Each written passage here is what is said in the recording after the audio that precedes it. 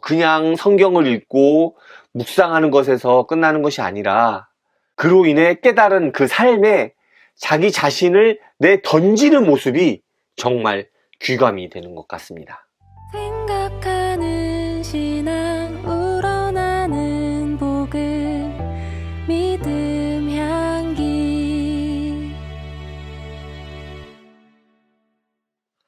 안녕하세요. 믿음향기 채널에 오신 것을 환영합니다. 저는 이신영입니다. 개신교는 사제만이 아닌 모든 성도들이 성경을 읽고 해석하고 적용할 수 있도록 합니다. 종교개혁의 핵심 중 하나인 만인사제주의가 이야기하고 있는 부분이기도 하죠. 하지만 여전히 교회에서는 목사님들의 성경 해석에 의존하는 모습이 좀 많이 보입니다. 목사님께서 설교하시는 것에 신앙을 전적으로 의존하는 것이 대부분인 듯 합니다. 그런 중에서도 성경을 읽고 공부하는 평신도들이 있습니다. 오늘 소개할 책은 그런 분들을 인터뷰한 책입니다. 바로 이 책, 권일한, 남기엽, 송인수, 정병우, 정한욱 선생님을 인터뷰한 책, 읽다, 살다입니다.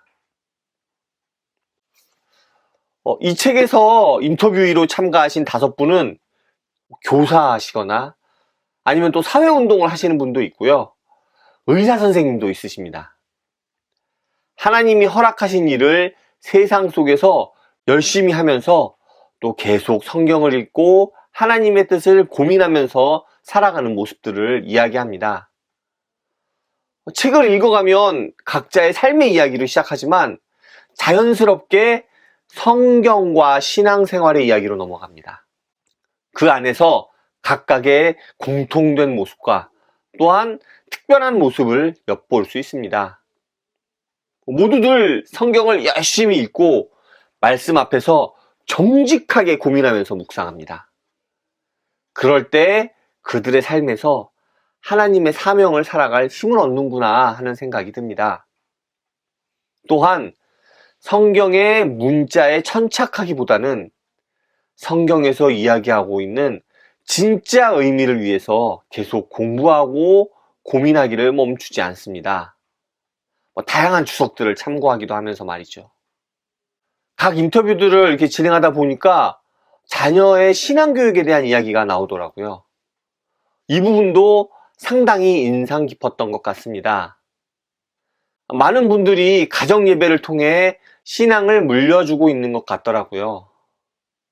이 책에 인터뷰하신 분들도 가정예배를 드린 경우가 참 많았습니다. 그런데 또 모든 분들이 가정예배를 드리지는 않습니다. 어떤 분은 특별한 신앙교육보다는 교회에 열심히 나가게 하고 또 그에 대해서 대화를 나누는 정도의 도움만 주는 경우도 있습니다. 그분은 자녀들 개개인의 결단을 존중하는 것이죠. 자녀의 신앙교육은 부모로서 참 고민되는 부분인데요. 이런 이야기들을 듣는 것이 꽤 도움이 될 것 같습니다.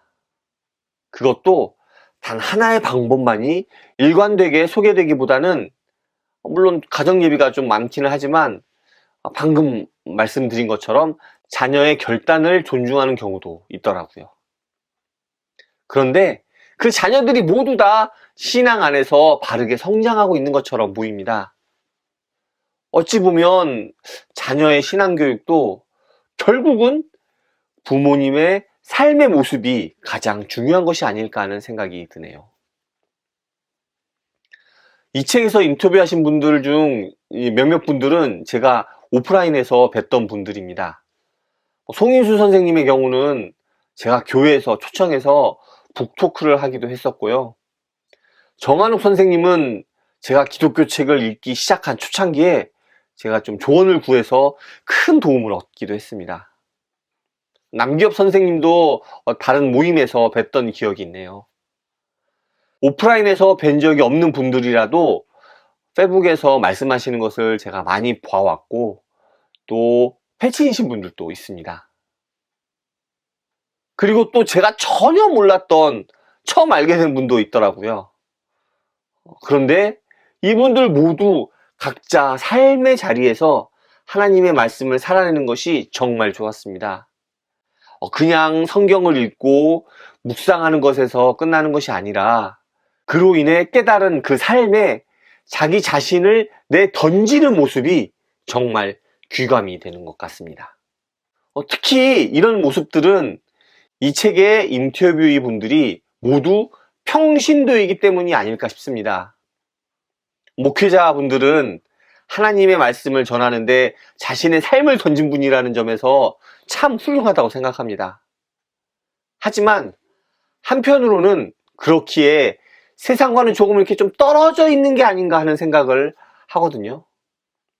그런데 평신도는 세상 속에서 직접적으로 부딪히면서 살아가는 이들입니다.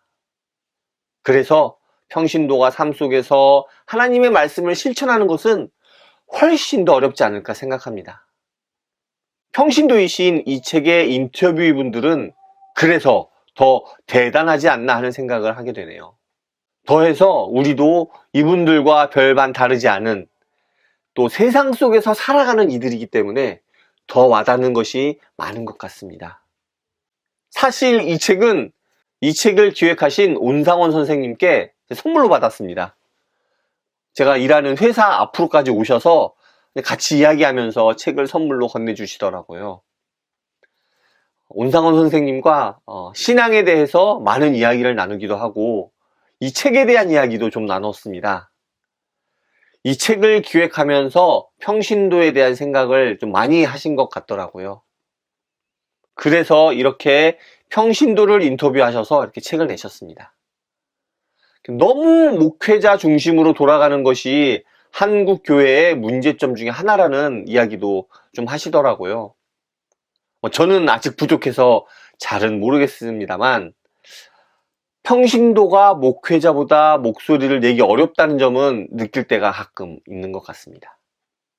평신도가 좀 더 쉽게 목소리를 내고 또 그 목소리에 더 귀를 기울여야 하는 게 아닐까 하는 생각을 하게 되네요.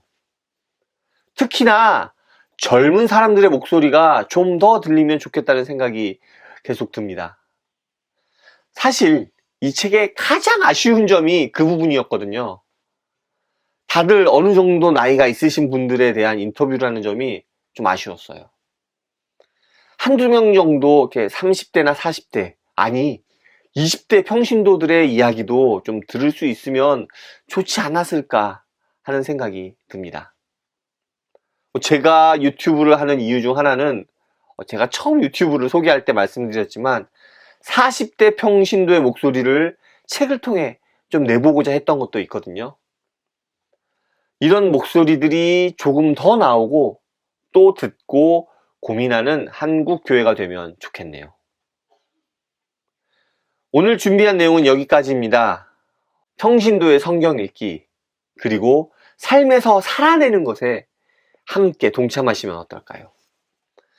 감사합니다. 다음에 또 오세요.